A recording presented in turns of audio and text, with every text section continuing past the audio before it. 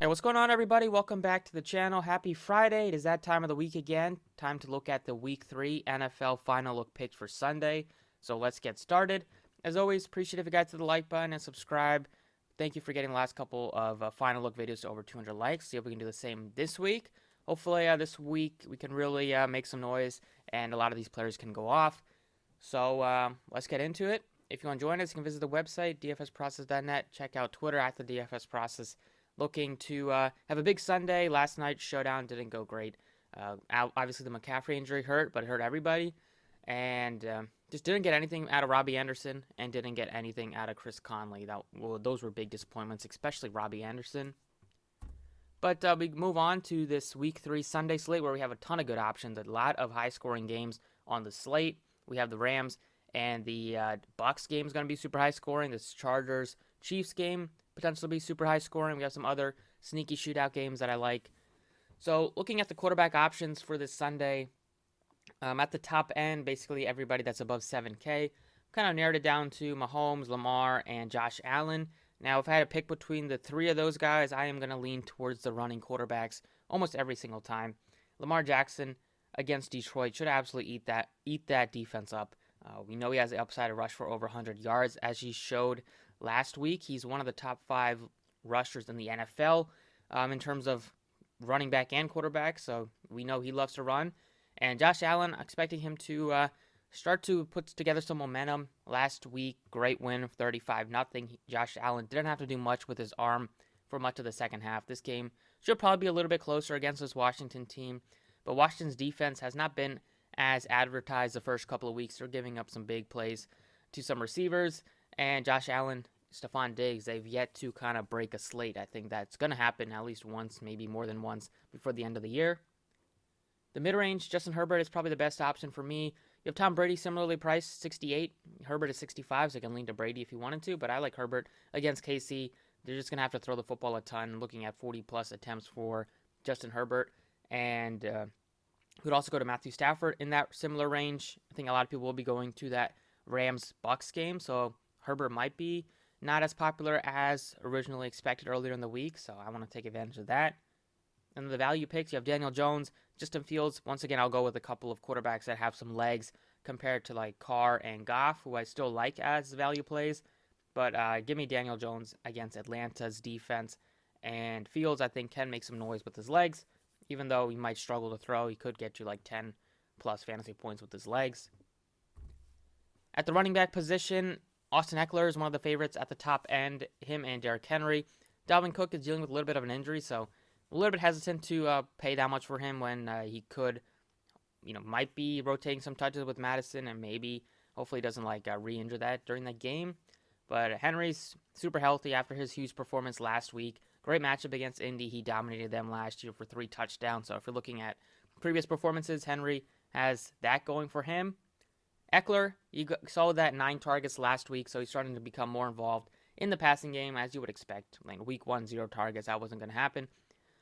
And this week, they're going to need him out there in terms of just running the football to try to control the clock a little bit, keep the ball out of Mahomes' hand as long as possible. And Eckler should get a lot of targets out of the backfield as well. The mid-range, Saquon Barkley looked to be one of the most popular running backs earlier in the week. I think that's come down a little bit as we've got some other guys jumping ahead. But Barkley is still a valuable option in the mid-range against Atlanta. That defense is super dreadful. If Barkley's going to have a big week, this is probably the week to do it. Chris Carson against Minnesota, that defense has given up huge holes, and the Seattle Seahawks should be able to move the football. Their offense is solid. Carson going to get most of the touches at running back, and he can even catch a couple of passes, although he's not really known for that. And I just had to throw Mixon in there because he's so cheap, 63 for a workhorse running back. Going to get almost all the carries and almost all the targets out of the backfield. Nobody's going to take his place in that. So tougher matchup against Pittsburgh.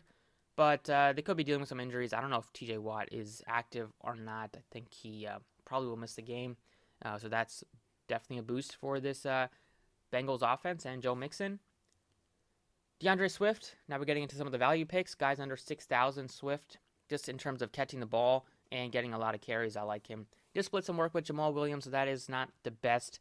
But in terms of just a PPR site like DraftKings, a guy that could get 8+ targets, At the running back position, Swift looks valuable. Dyson Williams, he shares a backfield with two other mates in Devontae Freeman and Latavius Murray.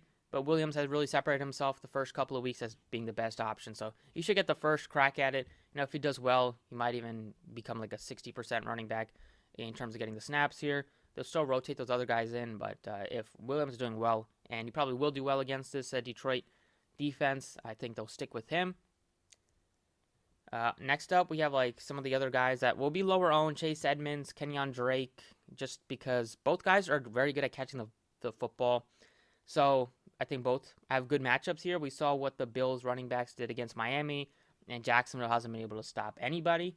And Edmonds was, after kind of getting a similar amount of work to James Conner in week 1, he definitely separated himself in week 2 to get way more snaps than Conner, and he did play well. So both running backs against defenses that are poor, both can rack up those PPR points like catches and receiving yards. And the Clyde Edwards-Helaire, he's like $1,000 cheaper than any of these guys here. A little $700 cheaper than Drake. He's only $4,800. His price tag just automatically dropped by $2,000. Don't really know why. It is a good spot against the Chargers in terms of being able to score the football and put up some points. And I think people might be scared to play him because of that fumble. And I am definitely not thrilled to play him, but that price tag is just a little bit tough to avoid for a guy that is still looking at double-digit touches and probably 3 to 5 targets out of the backfield. Now we're getting to this wide receiver position, which is absolutely loaded for Sunday. The top end, you have Tyreek Hill against the Chargers. Very quiet week against the Ravens because they were bottling him up and putting 2 on him. So that led to guys like Pringle and led to Kelsey, which Kelsey can do every single week, but it led to Pringle and it led to Robinson get into the end zone. This week, I think Hill is going to make his presence known. Stephon Diggs against Washington. We saw what Shepard did against them last week. Diggs, way more talented, although Shepard has been showing some good things. But I expect if you're playing Allen, you might as well play Diggs with him because both guys are not going to be super popular. Well, Allen might be popular, but I don't think Diggs will be that popular. Tyler Lockett, Metcalf is right there. He's more expensive than Metcalf this week, but in terms of this matchup, in terms of breaking the top off a defense, Lockett has that ability, and this is the matchup to do it. So I would side with Lockett for one more week. And Calvin Ridley's probably one of my favorites because he's getting way overlooked this week. Everybody's talking about the guys above him. People are talking about the guy below him in Cooper Kupp. But Ridley is still, I think he's going to be a top 10 wide receiver before the season is over. Tougher couple of spots so far for the Falcons against the Eagles defense, which has impressed the first couple of weeks. And then last week, they were going up against the Bucs, but the front seven was getting to Matt Ryan a bunch, and they weren't able to protect him, so he was throwing some picks, and they weren't having the football for much in the second half. But this week against the Giants, we saw McLaurin, run all over James Bradbury. Ridley, I would expect to be able to do the same. And I expect this game to be one of the sneakier, higher scoring games that nobody's really on. So if you wanted to stack up a low-owned game, this could be it, Atlanta against the Giants. The mid-range Cooper Kupp is there at 68. I mean, how can he not be there? He's been nothing but spectacular the first couple of weeks through the season. He has 3 touchdowns already, averaging over 30 fantasy points. Now against Tampa, that secondary is very poor.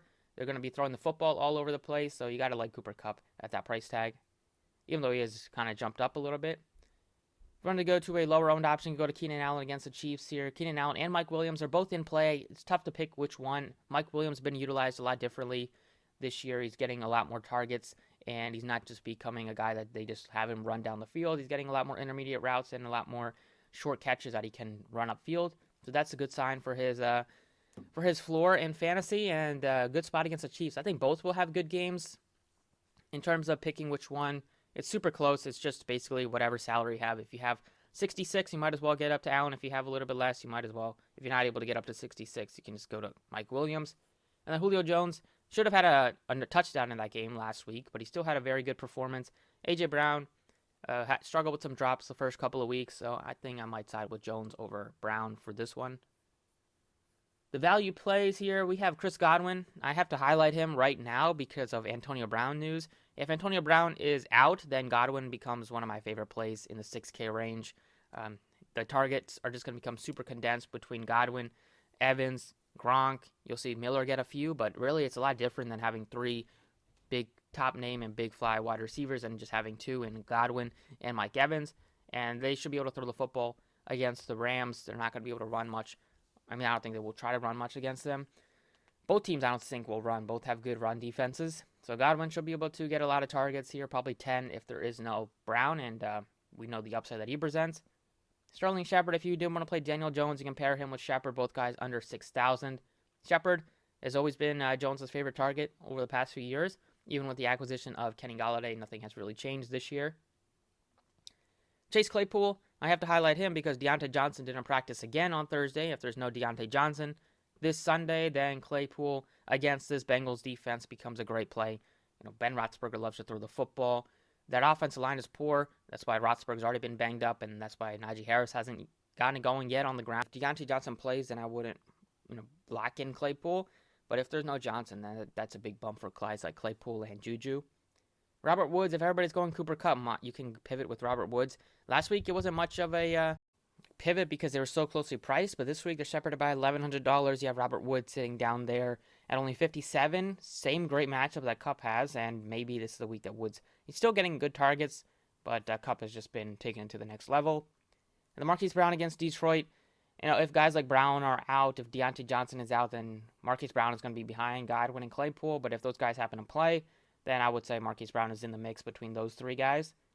And then the value picks at the bottom, you have Marvin Jones Jr. against Arizona. This team is going to continue to be down, probably down multiple scores in this one, have to throw the football a lot in the second half.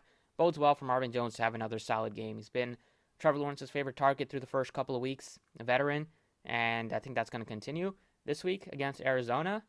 And I got three other value picks under 4K, Michael Hardman, Cephas, and Osborne. Cephas going to get a lot more snaps, continues to with out Tyrell Williams. Osborne getting a lot of snaps because he's playing they're playing a lot more three wide receiver sets because they don't have a reliable tight end. And then Hardman just as a value pick against the Chargers. Tight ends this week, my tight end pool is pretty narrow because we have all the best tight ends going this week and I want to get at least one of them. So Kelsey against the Chargers, Waller against Miami. I like Waller a little bit more given the matchup. The mid-range loaded, you got 4 or 5 options here. Gronk, Hockenson, Pitts, Fant. I like Hockenson and Pitts the most. Gronk, I think, is going to be popular. And I think if there's no Brown, he looks better. But I don't think he's not going to continue to get 2 touchdowns every single week. So there's going to be a week where he only gets 1 or doesn't even get any. And those weeks, he's not going to hit value. And then speaking of value, you got the bottom, you got Higbee, who's on the field the whole game once again last week. Didn't do anything, though. So opportunities there, production wasn't. And then you have Cook against KC just because he's on the field a lot, runs a lot of routes as the tight end for them. And they're going to be able to put up a lot of points and move the football. So got to go with him. And the defenses, got about 6 defenses that have some interest for me this week. The Broncos against the Jets. Any team against the Jets is going to be interested in, especially one of the best defenses in football in the Broncos. The Bills against Washington. They shut out the Dolphins last week. Could do something similar to the Washington football team, though. They looked good against the Giants, but different matchup here. The Bills' defense a lot better than the Giants, one of the worst defenses. In mid-range, you have the Raiders against Brissett, just because Miami is going to struggle to move the football at times. Raiders with Crosby have a great pass rush. The Saints against the Patriots. The Jets were on pace to play pretty well as in terms of defense, not offense, but Zach Wilson was throwing so many interceptions that this defense was just put in a bad position because they were given awful field position like 5 times during that game with the 4 interceptions that Wilson threw. And if you give any team of football inside the 30, they're going to be able to put up points, and that's going to hurt your defense. At least for fantasy, it's going to hurt your defense on Draftkings and Fanduel. And then the value picks, you have the Titans against the Colts. If there's no Carson Wentz, they look amazing. And then the Cardinals against Jacksonville. Lawrence will probably throw at least 1 or maybe multiple interceptions.